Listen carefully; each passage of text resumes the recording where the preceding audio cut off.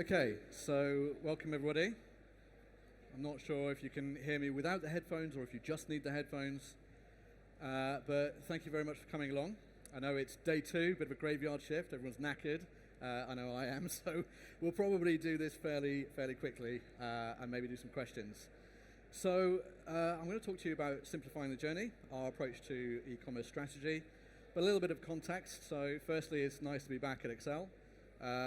Full disclosure, last time I was here, I was dressed as Obi-Wan Kenobi for the Star Wars celebration, but don't worry, I've left my lightsaber at home, so none of that nonsense. But I'm Thomas, I'm Head of Strategy and CRO over at Tom & Co. I'll talk to you a little bit about Tom & Co in a second. The other thing to say is, don't worry, I'm not going to be pitching anything, there's nothing to buy here, it's just a chat. But I've been in e-commerce in quite a few places for quite a lot of time, in various roles, mostly head of digital, head of e-com, always focused on trading, but over the years that's morphed more into transformation, strategy, team building, and more of an approach around e-commerce than just e-com execution, I guess. So that's what I'm going to talk to you a little bit about today. So for context, you may know Tom & Co. We're a London-based agency. We specialize in Magento and Adobe e-commerce. We have been going for about 12 years. We've got some nice clients, which is a great thing to be working with, and we've been doing what we've been doing for quite a long time. So we've built up a bit of a reputation around there. The nice thing is that we get to work with some lovely clients, and people seem to like what we're doing. Last year, in fact, at these e-commerce awards, we managed to pick up e-commerce agency of the year, as well as website of the year for our client Oliver Bonus, and more freshly off the press, last night we helped our client Lemieux, which is an equestrian brand, picked up best UX in e-commerce. So that's our kind of heritage. That's what we've been focusing on, is building up really great, really executional and nice user experience websites. A little bit of new context is that a development for us is focusing more on the strategy, transformation, life cycle aspects of e-commerce, more than classic kind of design and build approach to websites. So within Tom & Co, we now have Horizon. Horizon is our solution that focuses on anything after handing over a website, what comes next. So it's forward-looking, it's thinking how to convert, how to increase UX, how to get a better experience, anything beyond the kind of design and build side. But that's it, I'm not going to pitch to you any more about kind of who we are, what we do, anything related to that. I just want to have a chat, and I thought, look, it's day 2, maybe it's more of a conversational piece, some things to think about and to go away and consider in your own time. So simplifying e-com has become difficult. I think the thing that's changed a lot over the last couple of years, and this is growing quicker and quicker and quicker all the time, is that the landscape has changed dramatically. So whereas before you'd have fairly simple choices of there's a platform consideration or there's a small tech stack that you would require, now it's a very fragmented space. There's so many people out there trying to get a piece of your data, a piece of the action, the ecosystem of integration, solutions, plugins, support, whether that's data, execution, tools. There's so much fragmentation that it becomes difficult to get a clear handle on A, what to do, B, how to do it internally, and what is really happening within your own stack. This is creating obviously a lot of dependencies and risks, and sometimes there's a kind of creeping loss of control factor where your ecosystem can become bigger than what it was intended to do. This runs away with itself and it becomes quite a hard thing to address. It creates its own dependencies where, for example, you might have had a suite of integrations that becomes too big and you have too many touch points, so you start looking at middleware options. That creates dependencies, whether it's people, budget, more reporting. So all of these things are snowballing out of control. It means that decision making is becoming harder and harder. The landscape, even walking around, there are lots of people doing the same thing. It becomes very difficult to select any kind of tool for any kind of purpose because there's a lot of muddlement in the water. Competitors obviously are becoming smarter because of these tools in part, so the problem and the answer that these tools are smarter, but it means that everyone is playing with the same toolkit, right? We all have the same options available. There's less requirement on ideation and thinking in that context because we all have the same tools available. And another interesting component that we've noticed, talking a bit about UX with our clients last night, is just absolute fatigue. So visitor fatigue in the sense of coming to a website. We're all bombarded with the same components, whether it's overlays or pop-ups or abandoned cart. And however you do these kind of things, clients and visitors are used to these things. There's no new kind of tricks, and when they are, they're losing their efficiency. One of the things I'm very keen to understand in the landscape is the kind of dehumanization of e-commerce, in the way that we are shouting and screaming at online customers that you may not do in a shop, right? You have that kind of instant pop-up. Here's a discount code. Here's an emergency. Go and refer a friend before you've even bought anything. A good example is exit intent. Shouting at somebody before they exit a website and saying, look, don't go, here's a code. Well, that's all well and good, but what if they're about to walk into one of your stores and that kind of thing? So there's this growing disconnect between the experience and kind of what people are expecting. The other thing is obviously the cost to compete. It's becoming very, very expensive to do what we've always done because there's fragmentation of suppliers and tools. So adding any kind of solution, whether it's location, whether it's a search tool, whether it's an overlay, whether it's an email component of some kind, all of these things are adding up. And so the budget consideration, where it used to be website and website dev and website support and maybe some marketing tools, now it's here's 30 separate suppliers all in the budget somewhere that we're having to justify and see individual return on investment. One of the aspects within that kind of fragmentation is that reporting becomes really hard. It becomes difficult to understand the value or the benefit of, on a component by component basis or on a supplier by supplier basis, the value that they're adding. The final aspect with all of that is that there is a discrepancy in reporting. People are all claiming different benefits or different aspects that they've kind of contributed to. So when you look at things like blended CPAs within marketing, well, where's that really come from? Is it a particular tool? Within that tool, is it all of the channel? Is it part of the channel? How do you measure attribution? So I think that's probably a long-winded way to say that e-com has become much more complex, much more fragmented than ever before, and that creates an opportunity to be more strategic. And if we do become more strategic and look at all these things, maybe what we need to do is simplify all of that, take a step back, stop panic buying tech and tech solutions for the sake of it. And I think my headline going into all of this would be strategy first, tech second, and that's how we should probably look at our websites and our infrastructures. So within the challenges of that landscape, so a couple of specific things I wanted to call out. So the push-pull of data, data is probably the one true commodity in most of our businesses, and growingly so. What we're seeing is the kind of push-pull data where if you have a fragmented ecosystem of suppliers, let's say you have, I don't know, a PPC agency over there and a CRM agency over there, and then you have a paid social, and then you have an email marketing company, and all of these kind of people fragmenting, what they've got in common is your data set, so your customer. It's the thing that truly matters, especially when we think of retention, or if you think outside of that, of selling your business and what the business becomes. Data is one of the most important assets, obviously. All of these people are carving up your data in one way or another, sometimes detrimentally. So if you think of the reporting line and the kind of way that these agencies or these suppliers or these companies and tools work together, if they're not communicating, if there isn't a base structure and a framework, a strategic framework for them all to align around KPIs and conversation and all working together, then they can be detrimental to each other, right? A classic example would be on a keyword perspective. If you look at how we are paying on the left versus optimizing organically on the right, we're often paying for things that we don't need to be paying for. Branded search terms is a great example where we're paying a lot for branded traffic that you don't need to be, which could be very much alienating your trade channels, but more importantly, it's counterproductive to the things that you think you're ranking on an organic perspective. But there's not really a forum for that to be discussed until you put streamlined reporting and a framework together where you see all of these things very clearly working together, all held to the same kind of accountability. Measuring what matters is essentially the similar kind of point of knowing what to measure within a business.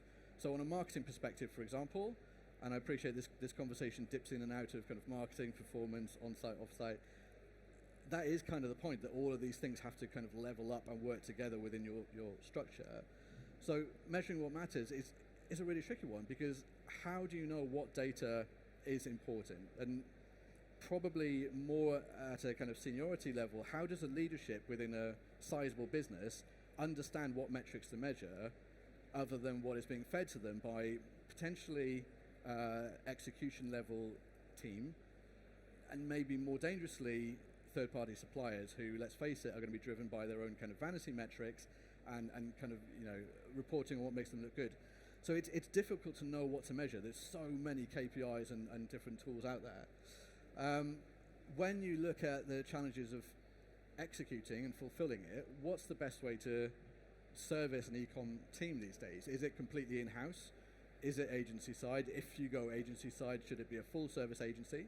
Because one natural thought of how do I address this point of competing KPIs and different reporting and all that is we'll give all of that to one person to manage, or one agency, and they're all, you know, they've got one kind of accountability. Ultimately, someone's name is on the door for the performance in all one place. But it doesn't work like that, because how are you going to get one agency that is truly very good at all of these things? So I believe you should have fragmentation of expertise, but you should put it all together in a wrapper of accountability, reporting, structure, and a kind of strategic overview.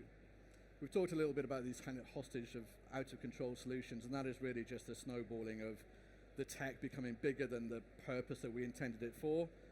One of the things that we've noticed looking at quite a few businesses is if you take a business that is 50, 100, 200 years old, the people obviously have changed over time, the tech has changed over time. Let me just grab that back for you. Clearly my challenge is on-screen tech. But everything has changed over time, and there's no continuity, there's no consistency of a strategic plan outside of what the product is and what we're trying to sell. There's no strategic framework that is allowed to evolve over time that can be passed potentially from leadership to leadership, or in the terms, you know, a business that's being sold, there should be something that's transferable and saying, look, this is the strategic leadership and framework within the business. It's sort of a kind of triggers broom symptom. If you think of Only Fools and Horses, you know, the head's been replaced 8 times, the handle's been replaced 9 times, but it's not the broom that matters. The broom never existed. What matters is the function it's performing, which is to be the most efficient floor sweeping solution possible. So this framework should be in place. So what are a couple of solutions? And I promised you that we wouldn't pitch to you about the way that we do it or tools that we have. That's not what's interesting here. What's interesting is to maybe think about how do you look at a strategic framework for all of the components that you need to do and report on. And if you're here reporting to somebody in some capacity, how does this help you clarify and justify your roles and your spend and your activity, your initiatives? If you're here in a leadership capacity, you're thinking, well, how do I see what is true and genuine and tangible, and how do I take all of that and have confidence in what I'm being told? So a couple of solutions. One is the strategic framework itself, and that is just putting a simple process in place, saying how do I go across all metrics within my e-commerce and digital marketing team and put that into place? Well, one solution to that is obviously a single view of KPIs. KPIs, OKRs, goals, objectives, however you kind of look at that, it should be a single strand within the business. Ultimately, you're trying to sell a product or a service or leads, whatever your goal and your kind of conversion goal is, you need to be focusing on that. The only metrics that will matter, therefore, is number of customers you're getting, how efficient you are at converting those customers and those opportunities, and what is costing you to do that. Anything else, essentially, is a category 2 kind of metric.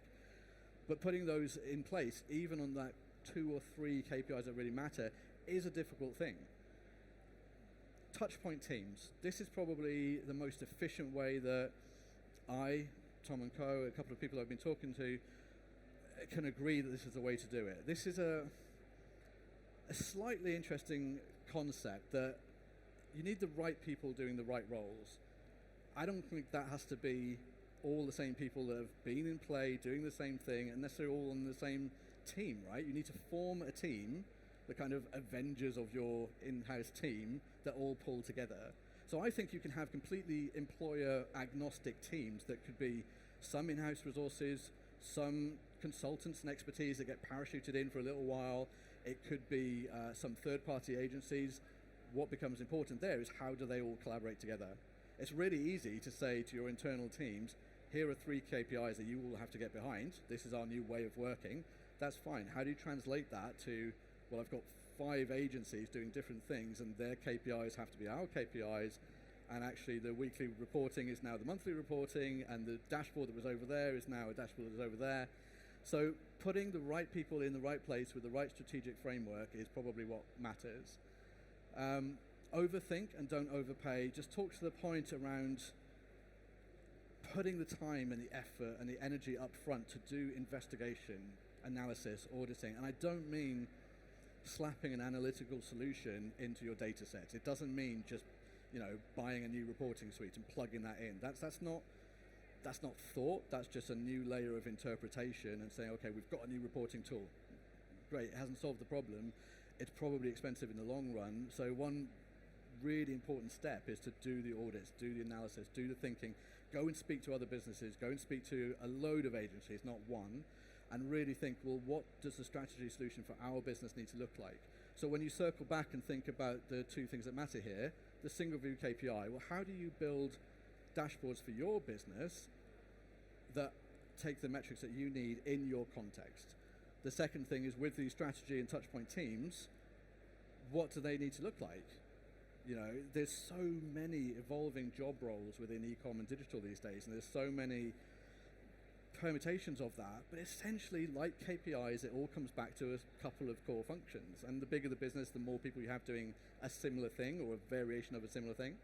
But what you need to do is the ideation around, well, what are the missing skill sets? What are the gaps? What are the touch points within those teams that we need to have? So, for example,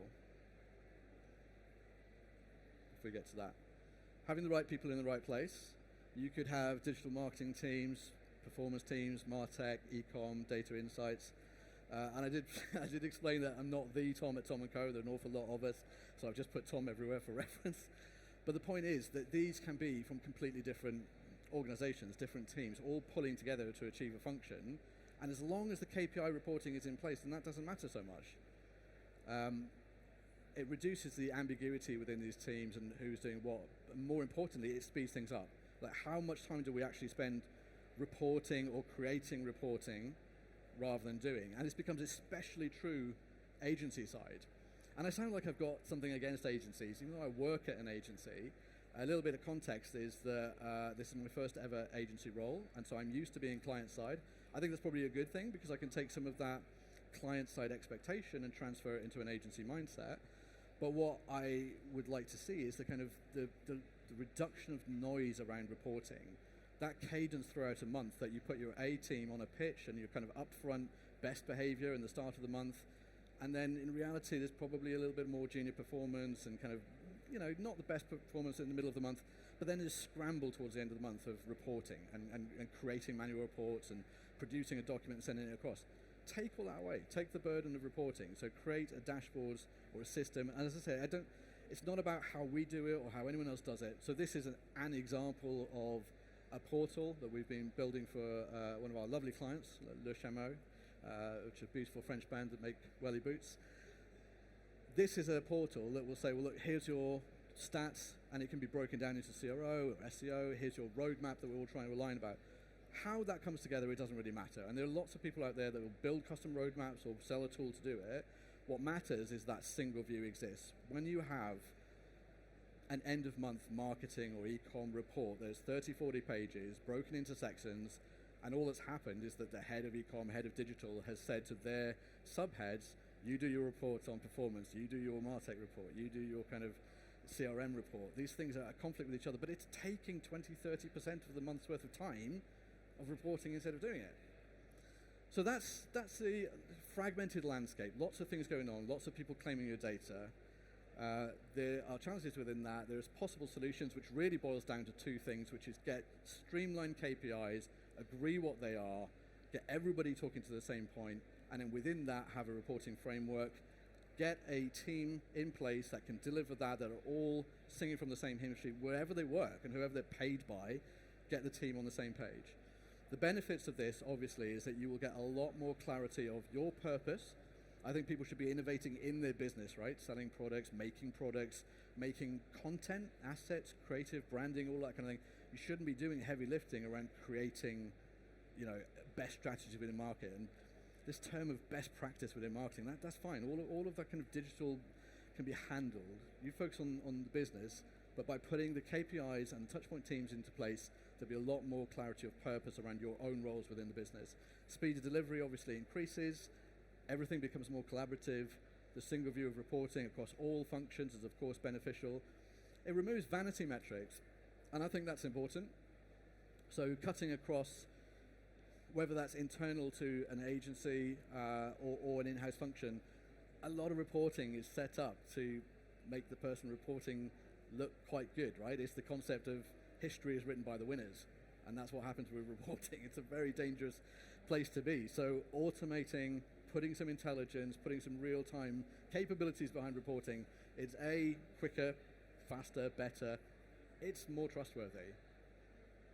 Taking away the vanity, making easier recruitment. If you have these touchpoint roles, and all of a sudden you can streamline the job functions, the job descriptions, everyone starts to morph into a much more similar kind of role where you're taking away the top layers of interpretation of roles. Roles become clearer. Focusing on profitability. I mean, it's that question: do you spend money on strategy and consulting and advice? That's fine if it saves you money elsewhere. This undoubtedly saves money by streamlining things, optimizing things, reducing the wastage from the budget, either from a performance perspective or the amount that you're paying on the tech itself. So there's money to be saved and therefore reinvested. It considers future needs.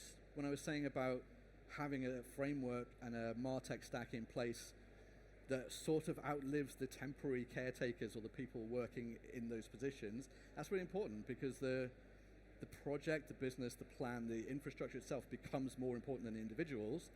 That becomes a stronger asset and a more of a bankable asset for somebody looking to buy the business in future or future teams. And it removes the agency egos, as I say, which is a really important point. So with all of that, I promised I wasn't going to pitch anything in particular. I just wanted us to have a thought on kind of day 2 before we all go home of what are some of the challenges within the business and how do we think about fixing those. So I'd urge you just to think, what fragmentation challenges do you have? Is your tech stack and your strategy working for you? Is it really clear and fit for purpose, or do you have this bit of an evolving beast of touch points that's kind of spiraling out of control? Is tech driving the business? It's a really easy question to answer, though. You all know the honest question to that. If it is, that's a problem. So is this. Okay. I'm really not the tech guy. Are your in-house and third-party collaborations as efficient as you could be? I would argue anyone that says yes to that question probably isn't 100% true with themselves. I certainly have never seen a team that's as efficient as it could be. So it should be the goal, right? It should be this kind of continuous goal. It's the concept of progress, not perfection.